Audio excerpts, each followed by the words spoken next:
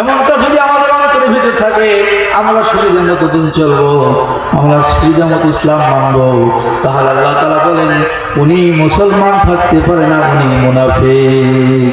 এই মুনাফিকের জন্য আল্লাহ নবীর কাছে যখন আব্দুল্লাহ পৌঁছে গেল, ইয়া রাসূলুল্লাহ, ইয়া হাবিবাল্লাহ, আমার আব্বা আব্দুল্লাহ ইবনে উবাই, আব্দুল্লাহ ইবনে উবাইয়ের ছেলে আব্দুল্লাহ নবীজির কাছে যে বলছে, ইয়া রাসূলুল্লাহ, আমার বাবা আপনার সাথে কাজ করেছে ইসলামের, আপনি কিছু নামাজ করেছে, আপনি আমার বাবার জানাজাত যেতে হবে। কোথায় যেতে হবে? জানাজাত যেতে হবে। নবীজি জানাজাত যাওয়ার জন্য উপস্থিত হয়েছে।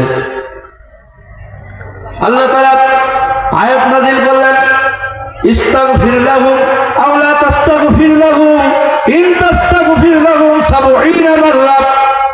হে নবী, আপনি যদি আব্দুল্লাহ ইবনে উবাইয়ের জন্য ১ নয় ২ বার নয় ১০ বার নয় ২০ বার নয় ৩০ বার নয় ৭০ বার যদি আব্দুল্লাহ ইবনে উবাইয়ের জন্য দোয়া করেন, আপনার দোয়া কিন্তু আমি আল্লাহ কবুল করব না। কারণ কি?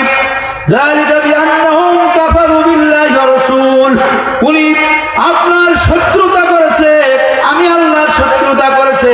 সুতরাং আমার ভাইরা, নবীকে আল্লাহ তাআলা নিষেধ করলো, আপনি তার জানাজা যেতে পারবেন না, তার জন্য দোয়া করতে পারবেন না।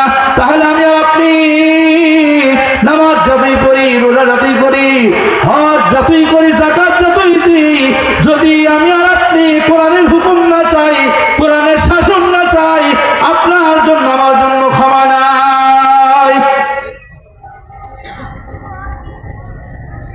এটাই ছিল আল্লাহর নবীর টার্গেট, এটাই ছিল নবীজির টার্গেট, যে সকল মানুষ কোরআন মাননেওয়ালা হোক। কোরআন মানলে কোথায় যাবে? কোথায় যাবে? জান্নাতে যাবে। সুতরাং কোরআন যদি না মানে কেউ জান্নাতে যেতে পারবে না। তবে সেই কোরআনটা কি নিজের মতো করে না কোরআনের মতো করে? কার মতো করে? কোরআনের মতো করে।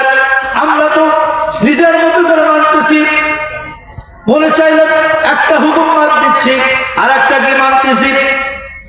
এজন্য আল্লাহ এমন একটা কিতাব আমাদেরকে দিয়েছে, যেই কিতাবের মতো কোনো কমতি নাই, নতুন করে কোনো ঢুকানো লাগবে না, বাদ দেওয়াও যাবে না। আমার ভাইরা, পূর্ণাঙ্গ একটা জীবন বিধান। এই জীবন বিধান যদি আমি আর আপনি মেনে চলি, আপনার জন্য আমার জন্য জান্নাতে যাওয়া সহজ হয়ে যাবে।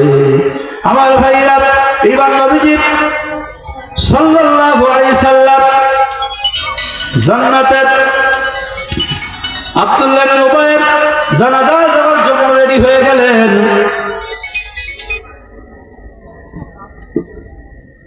জানাজাত যাবে, আবার আল্লাহ তাআলা আয়াত নাযিল করলেন, ওয়ালা তুসাল্লি আলা আহাদিন মাতা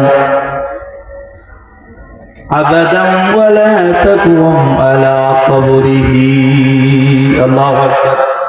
ও নবী, আপনি তো তার জন্য দোয়া করতে পারবেন না, জানাজা নামাজও পড়াইতে পারবেন না। এখন বলেন তো, নবীজি বারবার চাচ্ছে জানাজাত যেতে, আল্লাহ আয়াত নাযিল করলে ১-২ বার, তাহলে কি নবীজি জানাজা করলেই কি আব্দুল্লাহ ওই জান্নাতে যাবে? হ্যাঁ, যাবে? যাবে? কখনো নয়, কশিন কালাও নয়। কারণ উনি জীবন যাপন করেছে কোরআন বিরোধী, রাসূল বিরোধী।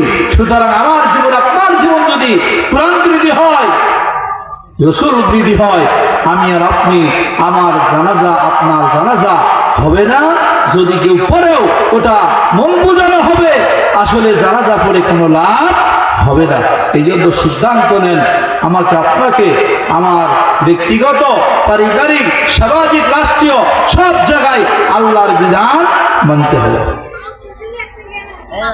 এই কোরআন মানার জন্য, এই কোরআন মানার জন্য আপনাকে আমাকে আল্লাহ তাআলা জ্ঞান দিয়েছেন।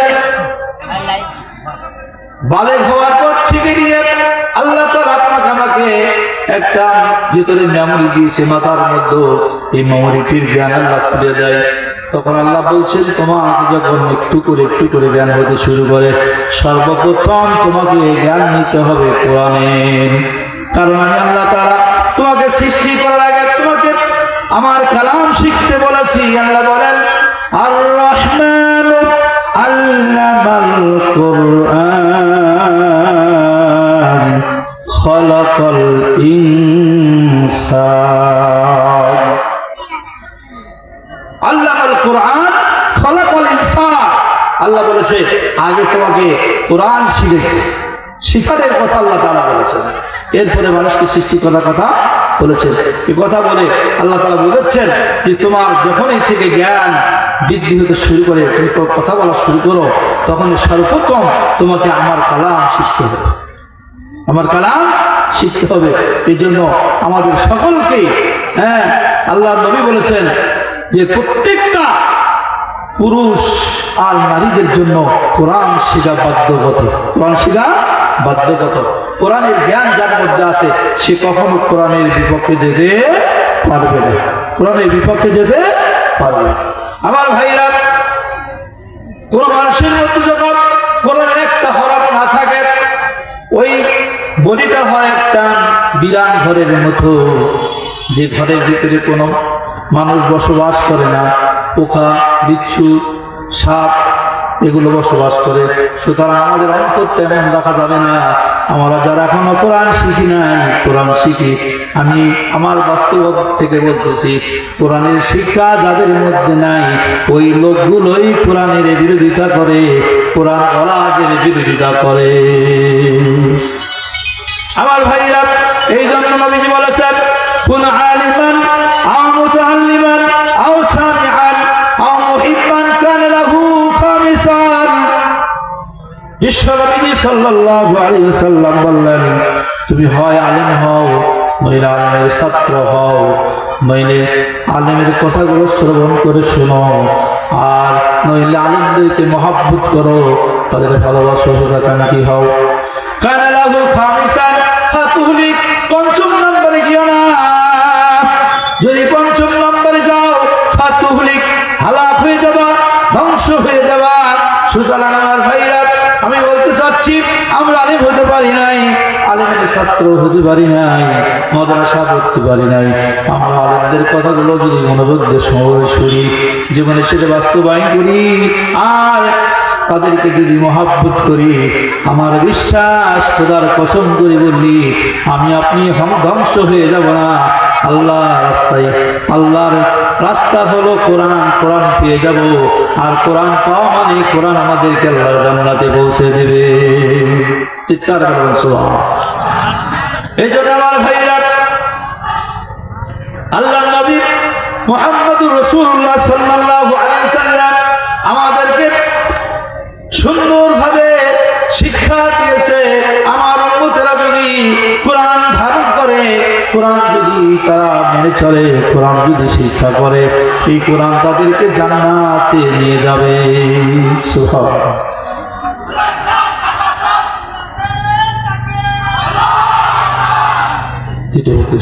আমার সময় সংক্ষিপ্ত, আমি আপনাদের সামনে একটা হাদিস বলেছি, এই হাদিসের তর্জমা করে ইনশাআল্লাহ বিদায় নেব। নবী আলাইহিস সালাম বলেছেন, আল সিদকু ইউনজি ওয়াল কিযবু ইহলিকু। নারায়ে তাকবীর। দ্বিতীয় বক্তার আগমন, দ্বিতীয় বক্তার আগমন। তেলকুপির পক্ষ থেকে, তেলকুপির পক্ষ থেকে লাল গোলাপ শুভেচ্ছা। নারায়ে তাকবীর। আল কোরআনের আলো, আল হাদিসের আলো। কোরআন আছে যেখানে, হাদিস আছে যেখানে, আলেম ওলামা আছে যেখানে, কোরআন নাই যেখানে, আলেম ওলামা নাই যেখানে। নারায়ে তাকবীর। আলহামদুলিল্লাহ, দ্বিতীয় মেহমান আমাদের মঞ্চে উপস্থিত হয়েছেন। আমি আমার কথাকে সমাপ্তি করব। যে হাদিসটা বলতেছিলাম, নবীজি সাল্লাল্লাহু আলাইহি সাল্লাম বলেছেন, আসিদুকু ইনজি ওয়াল কিযবু ইহলিকু, সত্য মানুষকে বিজয় দান করে আর মিথ্যা মানুষকে ধ্বংস করে।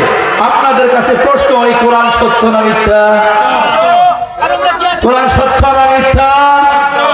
কোরআন যদি সত্য হয়, খোদার কসম করে বলি, এই কোরআনের আন্দোলন করলে আপনি জান্নাতে যেতে পারবেন অবশ্যই ইনশাআল্লাহ। আর যদি কোরআনের বিরোধিতা করেন, কোরআনের বিপক্ষে যান, আপনার ঠিকানা জাহান্নামে হবে। কারণ কোরআন সম্পর্কে মিথ্যা বলছেন, কোরআনের রাজনীতির কথা মিথ্যা বলছেন, আর মিথ্যা মানুষকে ধ্বংস করে আপনি দুনিয়াও ধ্বংস, আখিরাতেও জাহান্নামে হয়ে আপনি ধ্বংস হয়ে যাবেন। সুতরাং উদাত্ত আহ্বান করছি, আমরা সকলেই কোরআনের পক্ষে আসব ইনশাআল্লাহ। কোরআন যেখানে আছে ওখানে আলেম ওলামা আছে, এই জন্য আলেমদের পক্ষে আমরা আসব, কোরআনের পক্ষে আসা হবে। কোরআনকে শ্রদ্ধা করা, নবীকে শ্রদ্ধা করা, আল্লাহকে পাওয়া। সুতরাং আল্লাহকে পেলে আমরা জান্নাতে চলে যাব, আর আল্লাহ তাআলা আমাদের উপর রাজি হয়ে কাল কিয়ামতের ময়দানে জান্নাতে সাক্ষাৎ করে। বলেন সুবহানাল্লাহ। যে আল্লাহকে আমরা না দেখে শুধু শুনে শুনে ইবাদত করতেছি, ওই আল্লাহ যেদিন জান্নাতে আমাদের সাথে সাক্ষাৎ করবে, বান্দা জান্নাতে আল্লাহকে দেখে ওই যে ঘুমায়া পড়বে, আর সে ঘুমার ভাঙবে। সুতরাং আমার ভাইরা, আমি উদাত্ত আহ্বান করছি, মেহমানকে কথা বলা দেওয়ার সুযোগ করে দিচ্ছি। ওই ভাঙ্গা ভাঙ্গি যে আলোচনা করলাম, আল্লাহ তাআলা আমাদেরকে বোঝার তৌফিক দিক, আমল করার তৌফিক দান করুক। আমার জন্য দোয়া করবেন যেন কোরআনের হক কথাগুলো বলতে পারি।